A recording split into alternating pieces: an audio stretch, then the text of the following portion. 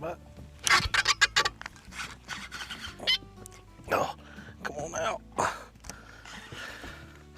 Come on, please tell me he's still on there. That braid, man. That braid. Come on. Tell me you're still on there, old girl.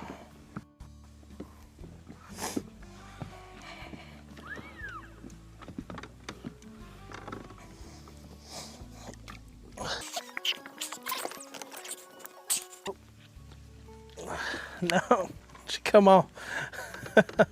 Man, it's one of the fun things about flipping. You never really know if you're gonna get the fish out or what, but you know, we're just catching a bunch of these fish today that's just pushed up in these pads and reeds and, you know, all that stuff. But, you know, one of the main things I want to talk about is the areas. So the areas that we're looking for, especially if we're in the creeks, one of the first things we're going to be doing is looking to see is shad present.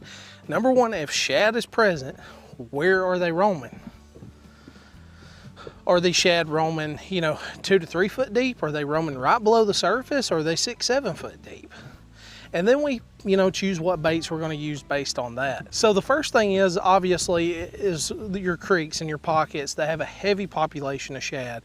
And when it does have that heavy population of shad, you're going to know it right off because you're going to see these shad just roaming everywhere and bass busting on them. But other places it's still on your main lake, your main river system.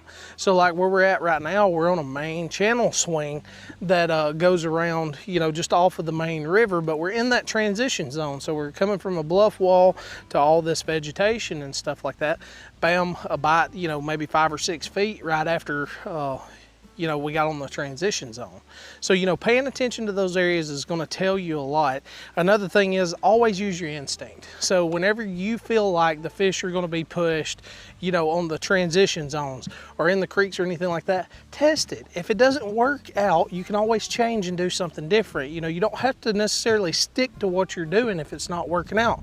That's one of the main reasons that I catch fish a lot of times, is because I will think of a pattern that, you know, typically works during that specific season.